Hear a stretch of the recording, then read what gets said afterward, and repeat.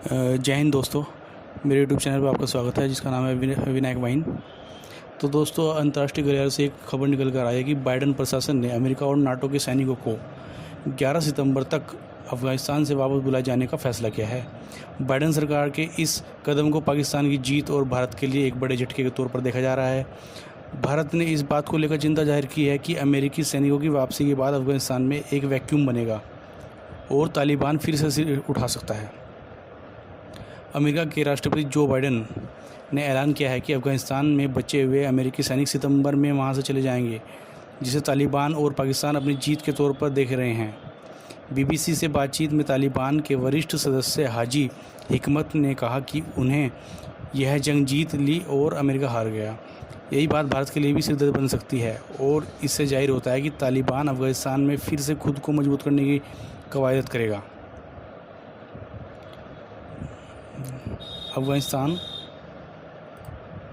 अफगानिस्तान से अमेरिकी सैनिकों की वापसी के बारे में एक सवाल पर भारत के चीफ और डिफेंस स्टाफ बिपिन रावत ने कहा कि इससे वहां वैक्यूम की स्थिति बन गई है और दूसरे लोग इस मौके का फ़ायदा उठा सकते हैं।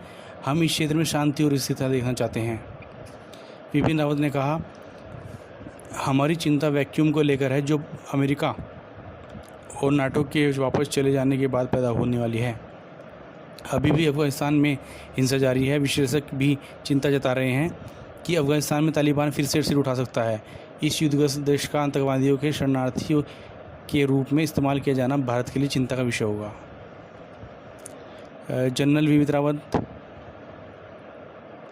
ने नई दिल्ली में एक सुरक्षा सम्मेलन में कहा कि हमारी चिंता उस समस्या को लेकर है जो अफगानिस्तान से विदेशी सैनिकों की वापसी से वैक्यूम बनाने के बाद पैदा होने वाली है। हालांकि जनरल बिपिन रावत ने उन देशों के नाम बताने से इनकार कर दिया जो इस क्षेत्र में स्थिति को बिगाड़ सकते हैं। हालांकि उनका इशारा पाकिस्तान की तरफ ही था।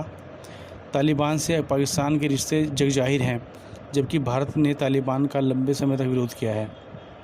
पाकिस्तान तालिबान पर अपने प्रभाव का इस्तेमाल भारत के हितों को नुकसान पहुँचाने में भी कर सकता है। अमेरिका के राष्ट्रपति जो बाइडेन ने बुधवार को ऐलान किया है कि अफगानिस्तान में करीब 2 दशकों के बाद इस साल 11 सितंबर तक वहां से सभी अमेरिकी सैनिकों को वापस बुला लिया जाएगा। इसके बाद उत्तर अटलांटिक संधि नाटो ने भी कहा कि वह अफगानिस्तान से अपने सैनिकों को वापस बुला लेगा। बाइडेन ने कहा कि उनका प्रशासन अन्य देशों, विशेष रूप से पाकिस्तान, रूस, चीन, भारत और तुर्की से अफगानिस्तान की ओर अधिक सहायता करने का अनुरोध करेगा। उन्होंने कहा कि उन सभी का अफगानिस्तान की स्थिर भविष्य में महत्वपूर्ण हित है। यकीनन भारत अमेरिकी सैनिकों की वापसी के बाद अफगानिस्तान में पाकिस्तान की बढ़ने वाली भूमिका को लेकर फिक्रमंद है, क्योंकि उसे लगता है कि विदेश सैन्य बलों की वापसी के बाद अफगानिस्तान में अस्थिरता बढ़ेगी। अफगानिस्तान में बढ़ने वाली अस्थिरता की आंच कश्मीर तक महसूस की जाएगी। भारत को इस बात की भी चिंता है कि अमेरिकी सैनिकों की वापसी के बाद पाकिस्तान की अफगानिस्तान में भूमिका बढ़ेगी, जिससे लंबे समय से तालिबान के साथ रिश्ते रहे हैं। बिना नाम लिए पाकिस्तान की तरफ इशारा करते हुए जनरल बिपिन रावत ने कहा कि कई लोग जो अफगानिस्तान में खाली स्थान को एक अवसर के तौर पर भुनाने की कोशिश करेंगे।